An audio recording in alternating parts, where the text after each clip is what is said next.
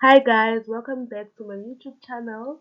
I am back with another video. On this video, we are going to be looking at the history paper 1, which you are writing this Thursday, okay?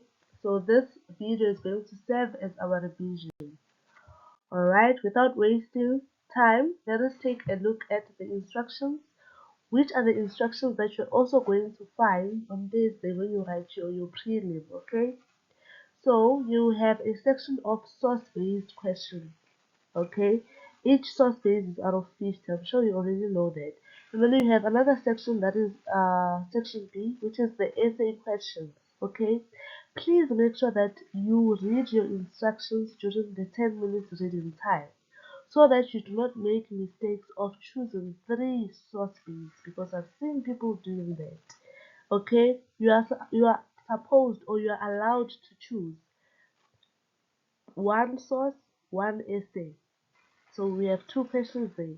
And the other question can either be a source or an essay. In simple terms, you are allowed to choose 2 sources and 1 essay, or 2 essays and 1 source. Okay?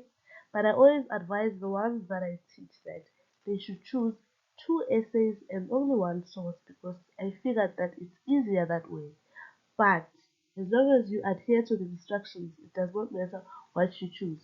Choose what you feel like you do best. I hope that makes sense. Now, I want us to take a look at the different questions for our source-based, because source-based also carries a lot of math, and source-based questions can be challenging as well. Okay, so we have a variety of questions, or our questions for source-based, they vary. Okay, they are different. We have level 1 questions. So the level 1 questions are the easiest questions ever. Okay, so the level 1 questions, they make a total of 15 marks. These questions, I'm saying they are easy because the answers are there in the source. You just have to read the question with understanding. Thereafter, you go to your source, you extract, you take out the relevant answer, and then you write it as it is. Hence, we call them the level 1 questions. So you cannot afford to lose these 15 marks, guys, because the answers are there in the source. Questions like what according to the source. Questions like quote 2 reasons, or list 3 reasons, or 3 countries. Questions like define Cold War, define a sphere of influence. You see, define a blockade. Those are level 1 questions, easy questions that you're supposed to score 15 out of 15. I hope that makes sense. Now let's move on to level 2 questions. We are still in our source-based questions. Level 2 questions are slightly easier, and they're also slightly difficult. They are just in between, okay? So these questions, they make a total of 20 in your source-based, what you call, source-based question. Yes, okay, so these questions will come to you. The instructions or the action verb will be explain, interpret, analyze information, explain concepts in context of. Here you use the information from the sources as well as your knowledge. Okay, for example, what message does the cartoonist convey? That is the level 2 question. You have to take a look at the cartoon, take a look at the source as well as your own knowledge, and then you come to a conclusion, or tell us or answer as to what does the cartoonist convey. I hope that makes sense. Okay, and then there's another one: explain concept in context of. Okay, so let's take the concept of Cold War, for example. If you explain or you define the concept Cold War just in general, what are you going to say? You'll say it is a war that does not involve confrontation, or it does not involve using what weapons. I hope that makes sense. That is Cold War in general. But if they say to you, explain Cold War in the context of the Berlin crisis. I hope that makes sense. You need to explain in that context of the Berlin crisis. You need to take the situation in hand, the context of Berlin crisis in hand, and then you explain what Cold War is. Okay? I hope that makes sense. So let's move on to level 3 questions. So these ones are difficult. Okay, they're not that difficult, but yes. level 3. Okay, so they make a total of 15 in there in our source based. Okay, so the skill here is that you might be expected to interpret, evaluate evidence or sources, engage with sources, determine the usefulness, reliability, limitations, and you also have to compare your sources, the paragraph questions. These are level 3 questions which make a total of 15 marks. Okay, so we are going to be focusing on level 3 questions. So I will go into detail more on level 3 questions in the next slide, guys. Before we get to our level 3 questions, here's another thing that I would like to emphasize. Mark allocation. Sometimes you lose marks because you do not pay attention to your mark allocation. Okay, if it's 2 times 1, it means that you are supposed to provide 2 answers or 2 responses. If you provide 1, it means that you have lost 1 mark. Okay, 1 times 2, here only one answer will give you two marks. I hope that makes sense. And then 2 times 2, this one also I see a lot of people losing marks. And remember, 2 times 2, these level what you call level 3 questions, they make a total of 15 marks. So you will end up losing marks if you answer the 2 times 2 equals to 4 question using only one response. You will lose marks. Okay, so if it is 2 times 2 is 4, your response should look something like, you should have response 1, you should have response 2. In that case, the marker can give you what, 2 for your first response and 2 for your second response. And please separate your responses. Do not write your responses as if you are writing a paragraph, because if you just write a paragraph, the marker might give you 2 marks because it seems like it's one answer. But if you have separated your answers, like maybe make a bullet for your first answer and make a bullet for your second answer, then we can see that we have what, we have 2 answers, and you can be awarded all your 4 marks. I hope that makes sense as well. All right, mark allocation, we are done. Let's move on to our level 3 questions here. Sometimes the questions from the source might say to you, um, comment on the reliability of the source. Okay, so to determine if a source is reliable or not, here are the questions that you are supposed to ask yourself, okay, in order to be able to answer the reliability of a source question. All right, so here's the first one. What type of a source it is? Is it a primary source or a secondary source? Obviously, we know most. A primary source, it's more like information that comes from someone who experienced that or who was there during that time. Okay, so that source is a primary source, and it becomes even more reliable. I hope that makes sense, because you'd rather believe something from someone who experienced it as compared to someone who heard it from someone else. All right, and then the secondary source is the written information. Someone heard it from someone and then they reported or written it down. I hope that makes sense. So if let's say for example in that source there is someone who is sharing about their testimony or how they survived during the Berlin crisis, that source is what is a primary source. So you can say the source is reliable because it is a primary source. Don't just leave it there. Explain to us why you're saying it is a primary source though. Okay, so if you ask yourself as you are reading the source and you see the question that says to evaluate or explain the reliability or comment on the reliability of the source, then you ask yourself what type of a source it is. Already you have an answer. It is a primary source. The source is reliable because it is a primary source. Provide a reason and then you get your 2 marks. Okay, who created the source? Usually the sources have names of the author as well as the date, or a link is also there, why it was produced. Here's another one. Why was the source produced? What is the purpose of the source? If there's a purpose in that source, it makes it reliable. Okay, remember, a source is there for a reason. It serves a specific purpose. So there is no way that you can read a source and not find purpose. Hope that makes sense. And then where was it produced? Also, reliability of a source. Now, sometimes it happens that the source is not reliable. Alright, so you are allowed to say the source is not reliable or the source is reliable to a lesser extent. Okay, if a source is biased source meaning that the source is one-sided, it gives one point of view or one-sided perspective. Okay, that source is unreliable. if the event is in question, maybe the event maybe the event that is being discussed is not the correct event there, that a source is not reliable or it becomes unreliable. All right. If the source contains a lot of emotional language, how can you rely on something that lacks effect? It only has what you call emotional language. That source becomes unreliable. All right. And then, is there a hint that it might be exaggerated? No exaggeration, no. When you take something small and you make it big, okay? If you find something like that in your source, then that source is not reliable, okay?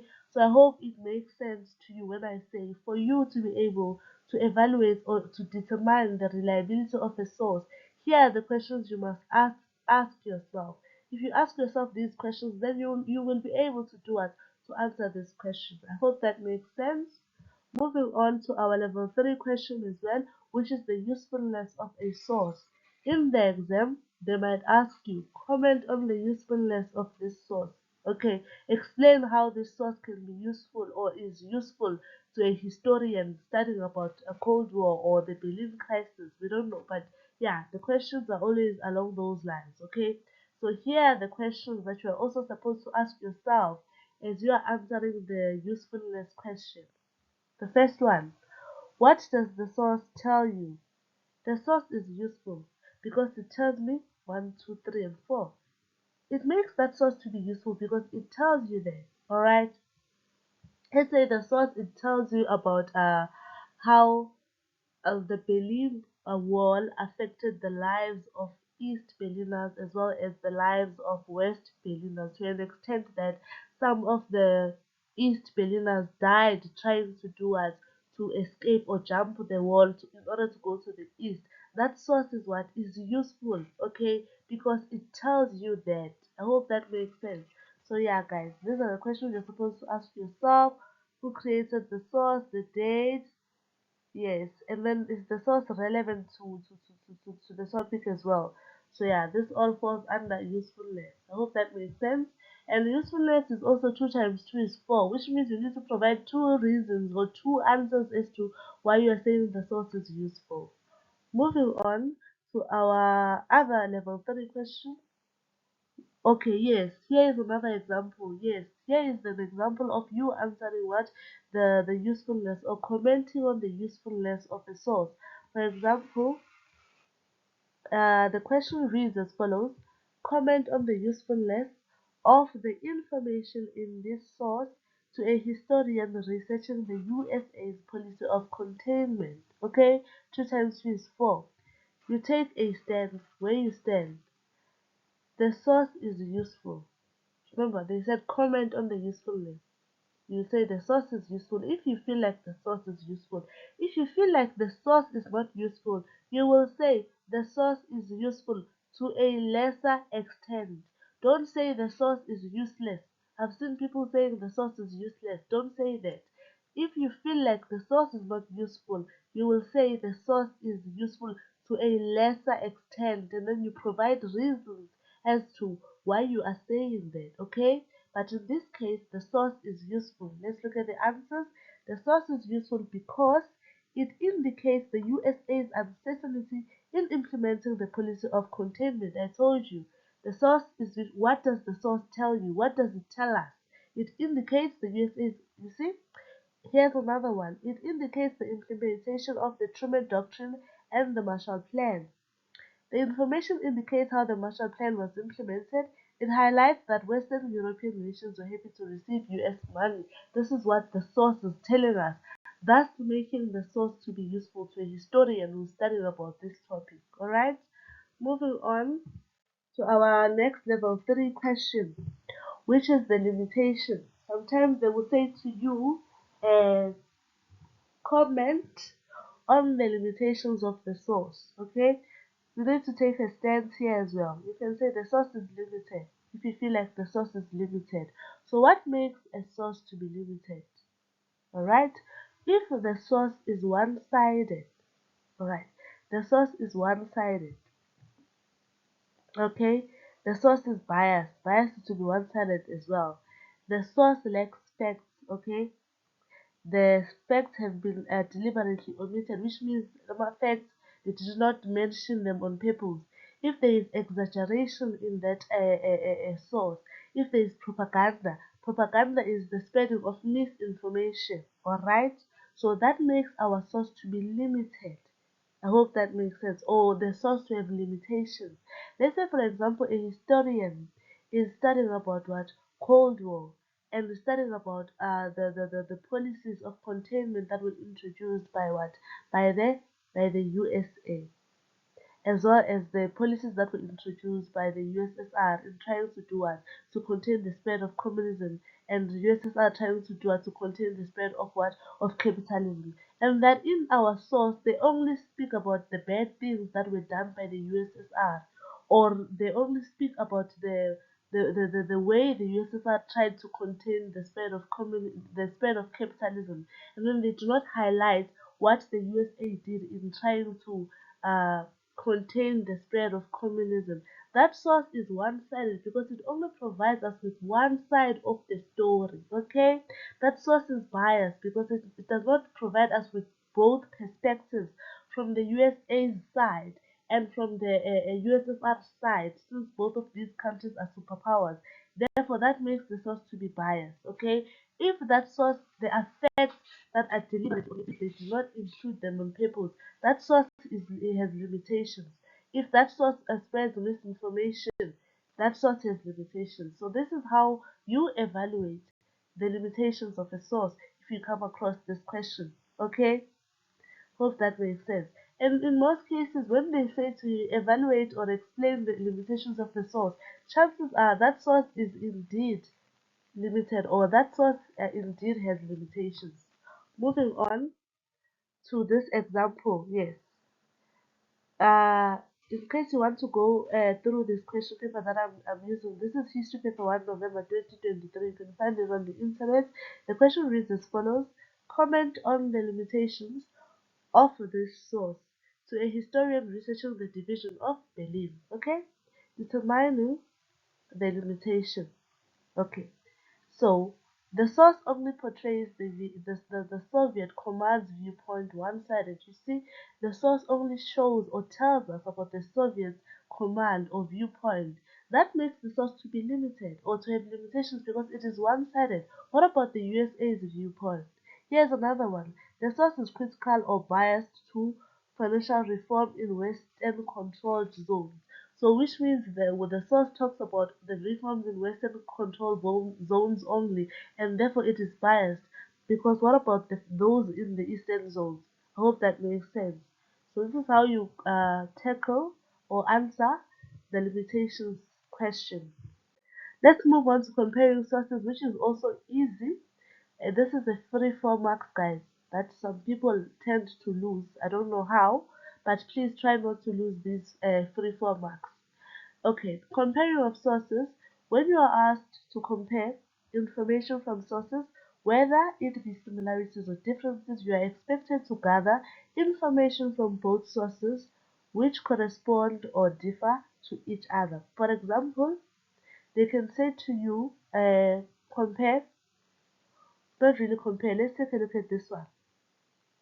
They may say to you, yes, compare source 1A and source 1B, or tell us how source 1A supports source 1B. When we say support, it means that you go to both source 1A and 1B, you're going to look for what? For similarities. If they say to you, comment or tell us or explain how source 1A contradicts source 1B, contradicts, it means that you are going to look for differences, okay? Moving on to our example. For example, you would say source 1A says, this is how you compare. I've seen people saying both sources say this and that. That is wrong. How are you comparing if you say both sources? But if you say source 1A says 1, 2, 3, and 4, and source 1B, and this is supported by source 1B, which says, okay, or which shows us. Hope that makes sense. Or source 1A says 1, 2, 3, and 4, which is contradicted. There you are looking for differences, which is contradicted by source 1B, which says this and that. Alright? And then the mark allocation will always be as follows. Source 1A says, source 1B confesses by saying you get 2 marks. Remember, it is important that you find a link in both sources to compare. If the mark allocation is 2 times 3 is 4, then you compare by providing two comparing responses. You see? Paying attention to your mark allocation. So you compare, source 1A says this, source 1B says this, and then you get your 2 marks. You come back and compare again. Source 1A says this, source 1B says this, and then you get your 4 marks. Easy peasy. Okay? Let's take a look at this one. This is our example of comparing sources. You see, we did not say both sources say this. No. In source 1b, the USA justifies its occupation of Benin based on the formal agreements, while we are comparing now. In source 1c, Benin lies geographically in the Soviet zone. This is a good comparison. Here's another example. In source 1b, the USA justifies its occupation of Benin based on the formal agreements, whereas source 1c states wanted to achieve economic recovery or domination of the Western zone. Here's another example. Source 1b. In source 1b, the US government states that it won't abandon the western sector of Benin as it has responsibly for the well-being of its people, as it has a responsibility for the well-being of its people, while in source 1c, yes. Okay, 2 times 2 is 4. You see how you compare. Not both sources say this and that. You will lose marks. Compare properly. Let us move on to this one. Paragraph question, guys. Paragraph question 8 marks. You cannot afford to lose 8 marks, guys. Especially if you are a person who wants to choose two sources. But if you choose two sources and you are struggling with the paragraph question, it means you are losing 16 marks. You are saying goodbye to 16 marks, okay? So let's do better on our prelim. Remember to write only one paragraph, yes. No matter, even if let's say for example you have a big handwriting and you feel like you've written a very big paragraph, it is okay. Do not break that paragraph and start another one. It has to be only one paragraph. Alright? A paragraph question will always instruct you to use the information in the relevant sources. Yes, this means that you read and analyze sources and see what information. Yes, use the information in the sources to guide you. The own knowledge should only be used to help you elaborate the information that the source gives. All right. Now let's take a look at this question. It reads as follows: using the information in the relevant sources and your own knowledge, write a paragraph of about 8 lines and about 80 words. Yes, I want us to take a look at this one.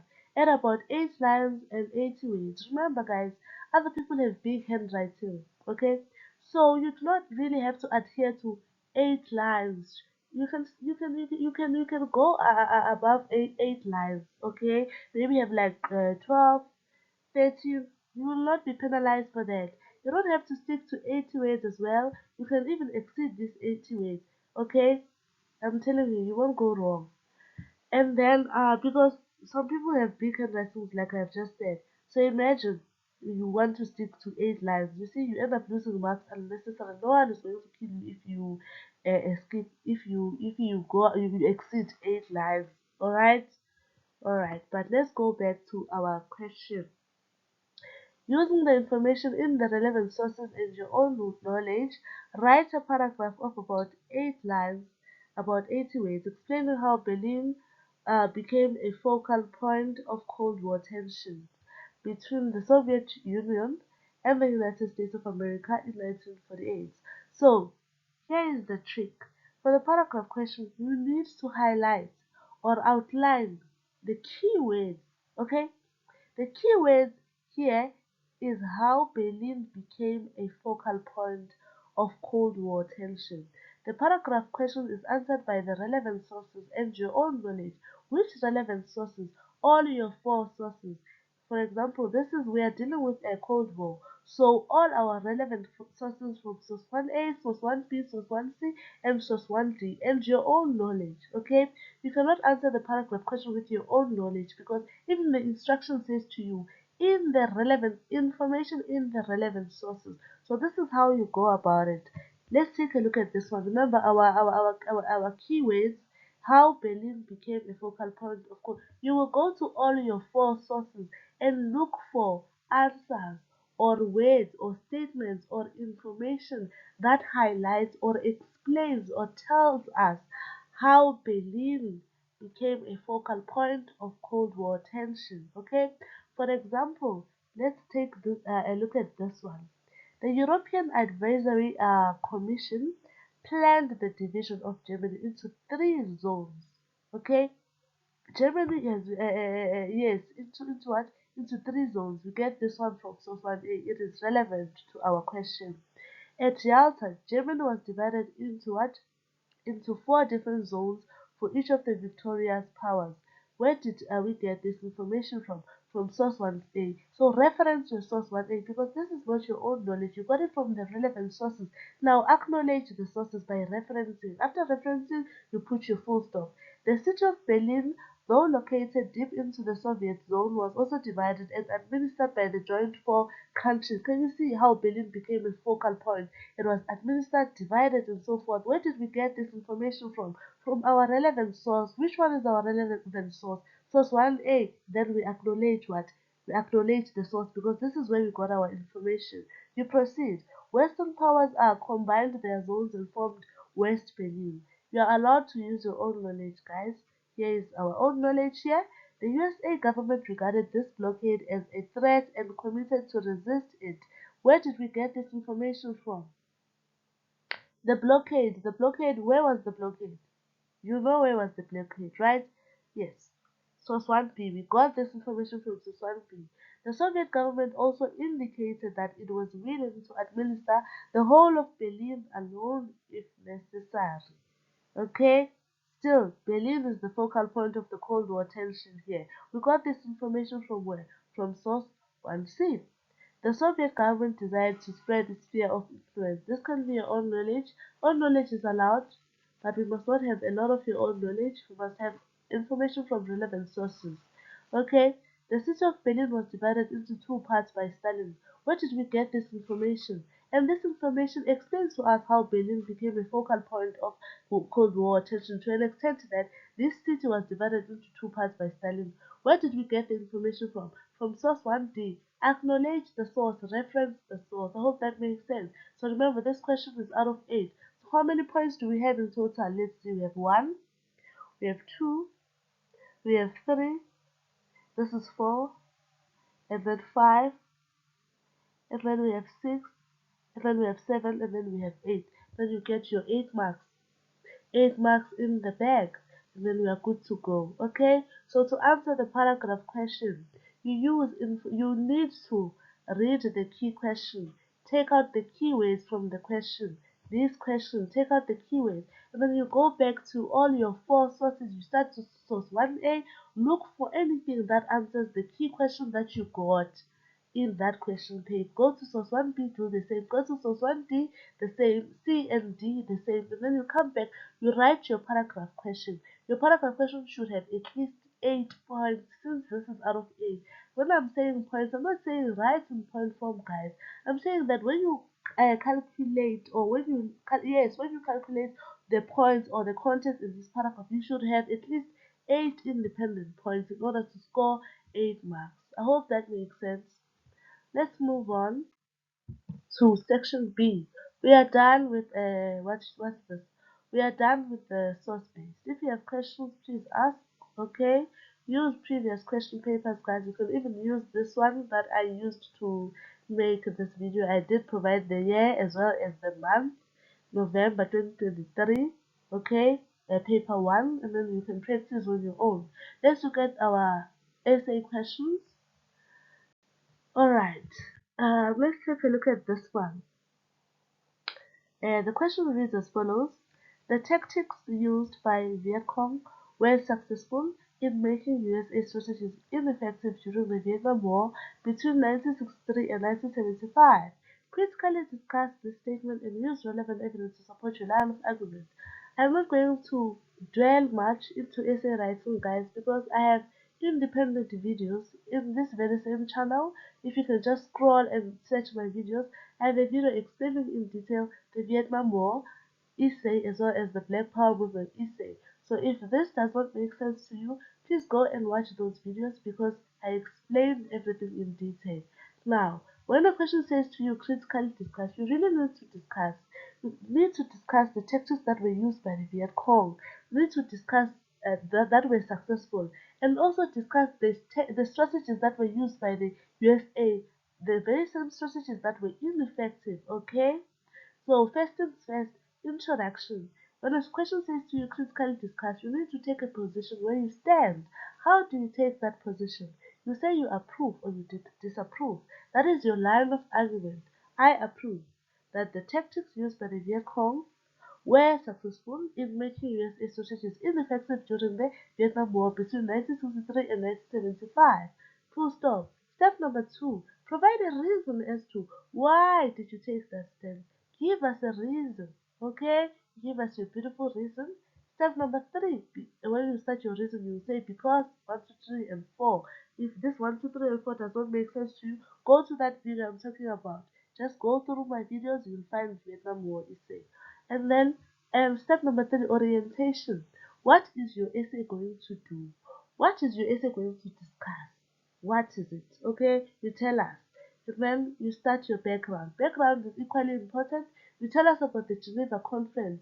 The very same Geneva Conference that did what? That divided Vietnam into two, into North and South. You tell us about what? The domino theory. The domino theory that the USA was afraid of, that if one country turns communist in Asia, all of Southeast Asia will turn communist as well. You tell us about Diem's government, that Diem's government was oppressive and corrupt, which led to the creation of what? Of Viet Cong, because some of the peasants were not happy with Diem's government.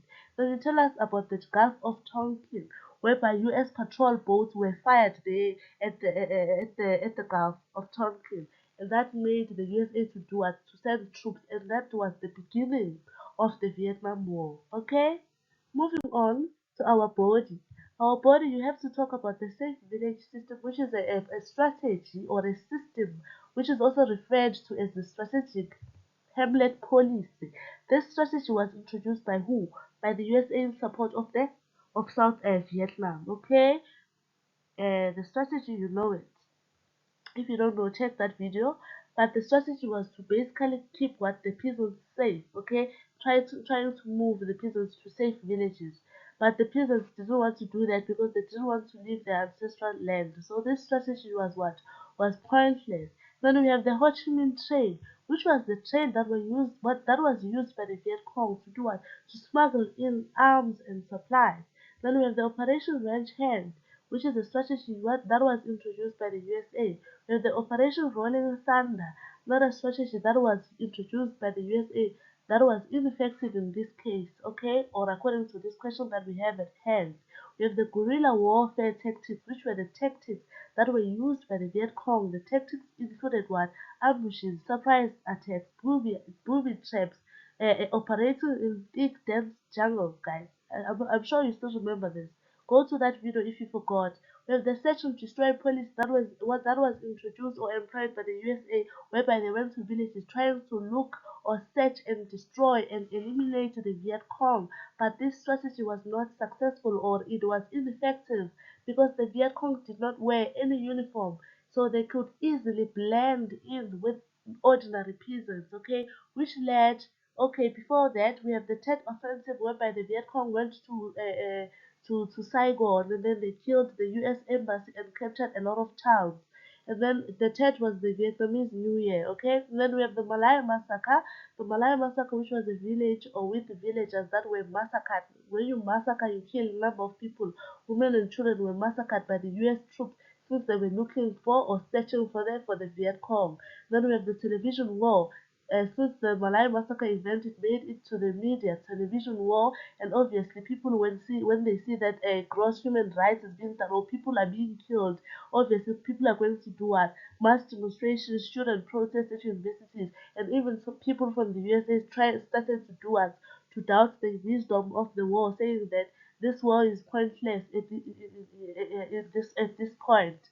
Then we have the Vietnamization, which was a strategy or a policy that was introduced by Richard Nixon, who was the president at that time, which was basically a strategy of trying to withdraw, take back American troops from where? From Vietnam or South Vietnam. Okay, And then since the American troops had withdrawn, South Vietnam were left on their own to fight in the war. Okay, and obviously the Viet Cong were able to capture the city, and Saigon fell, and then Vietnam became a communist country. You are almost close to your conclusion there. Conclusion: take your stance again, summarize, type your argument, what your essay has discussed, what your essay has done. Then you are done. You get your 45 out of 50 or your 50 out of 50 if you did everything, just like I'm saying. Moving on to another essay question. To those people who would like to choose another essay question, here is another one: the Black Power movement. The question reads as follows: explain to what extent the Black Power movement depended on the use of violent, racial, and military strategies to end discrimination in the USA. Use relevant historical evidence to support your line of argument. Okay, guys, we need to take a step as well, reason orientation, and then you need to provide us with the background. Civil rights movement. It was founded by Martin Luther King Jr. The civil rights movement wanted to end racism and discrimination and poverty, unemployment, lack of facilities and resources in other American states where black people lived.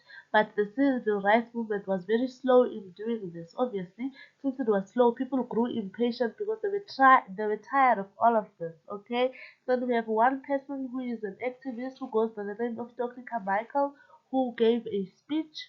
Okay, so in his speech he used the words black power, and black power became a political slogan in the USA politics.